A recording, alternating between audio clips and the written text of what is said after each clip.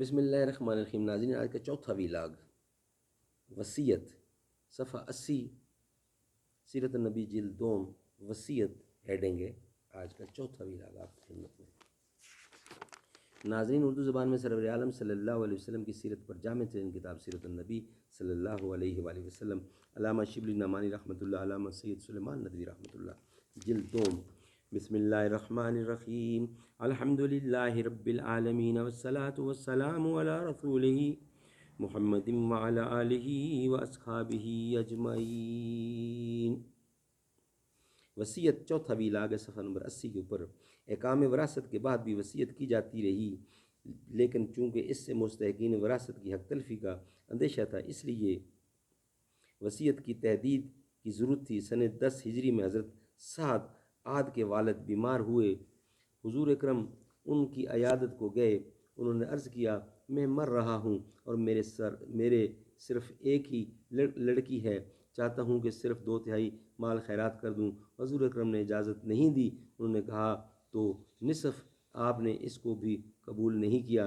انہوں نے کہا کہ 1/3۔ آپ نے فرمایا یہ بھی بہت ہے، وارثوں کو غنی چھوڑ کر مرنا اس سے اچھا ہے کہ وہ بھیک مانگتے پھریں۔ تاہم یہ مقدار آپ نے جائز رکھی۔ اس وقت سے وصیت 1 ثلث سے زیادہ ممنوع ہو گئی۔ ناظرین، 3 واقع مروی ہیں۔ آیت میراث کی شان نزول میں احادیث میں 3 واقع مروی ہیں۔ اول یہ کہ حضرت جابر رضی اللہ سنہ 10 میں بیمار پڑے تو آیت اتری۔ یہ روایت تمام صحاح 6 میں موجود ہے، لیکن در حقیقت اس روایت میں راویوں سے کسی قدر مساہمت ہوئی ہے، کیونکہ وراثت سنہ 10 ہجری سے پہلے جاری ہو چکی تھی، اور دوسری یہ کہ حضرت جابر اس وقت تک لا ولد تھے۔ اس لیے صحیح یہ ہے کہ حضرت جابر کا واقعہ وراثت کی ایک خاص صورت لا ولدیت یعنی کلالہ سے متعلق ہے، جیسے کہ مسلم کی دوسری روایتوں میں ہے کہ کتاب الفرائض اس کی تصریح ہے۔ دوسرا شان نزول یہی بیان کیا جاتا ہے کہ حضرت حسان کے بھائی عبد الرحمن کی وفات کے بعد ان کی بیوی ام کہبہ کی فریاد پر یہ آیت اتری ہے۔ یہ روایت طبری وغیرہ کی ہے، جو گو ضعیف ہے، لیکن بالکل ممکن ہے کہ سعد بن ربیع کے علاوہ اور واقع بھی اسی قسم کے پیش آئے ہوں۔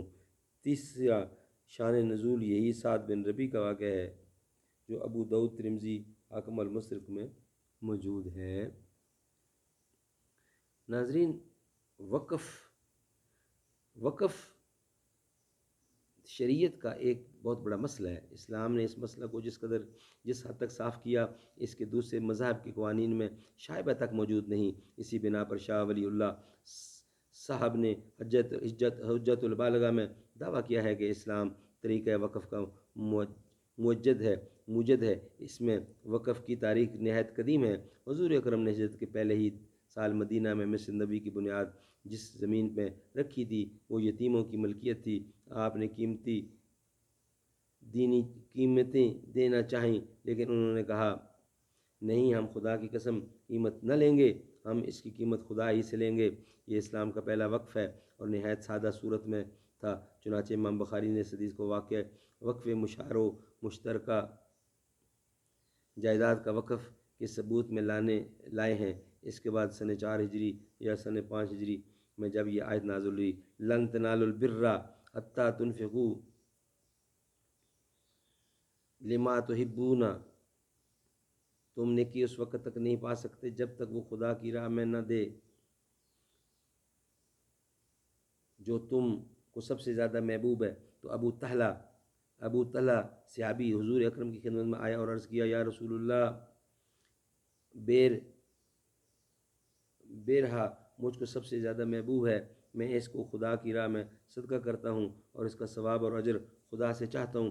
آپ جس مصرف میں چاہیں اس کو رکھیں۔ چنانچہ آپ کے مشورے سے انہوں نے اس کا منافع اپنے اعضاء پر وقف کر دیا۔ اب تک وقف کے لیے جو الفاظ استعمال ہوئے ہیں وہ صرف یہ تھے کہ وہ ذاتی تصرف سے نکال کر خدا کی ملکیت میں دیا گیا، لیکن سنہ 7 ہجری میں غزوہ خیبر کے بعد اس کی حقیقت بالکل واضح کر دی گئی۔ خیبر میں حضرت عمر کو ایک زمین ملی تھی، حضرت عمر نے اس کو وقف کرنا چاہا۔ حضور اکرم کی خدمت میں حاضر ہوئے، آپ نے فرمایا، اگر چاہو اصل جائیداد باقی رکھو اور منافع صدقہ کرو، چنانچہ ان شرائط کے ساتھ وہ جائیداد وقف ہوئی، اسی جائیداد اصل جائیداد نہ بیچی جائے، نہ ہبہ کیا جائے اور نہ وراثت میں بانٹی جائے۔ انشاءاللہ نیکسٹ ویلاگ میں آپ کی خدمت میں آئیں گے۔ السلام علیکم۔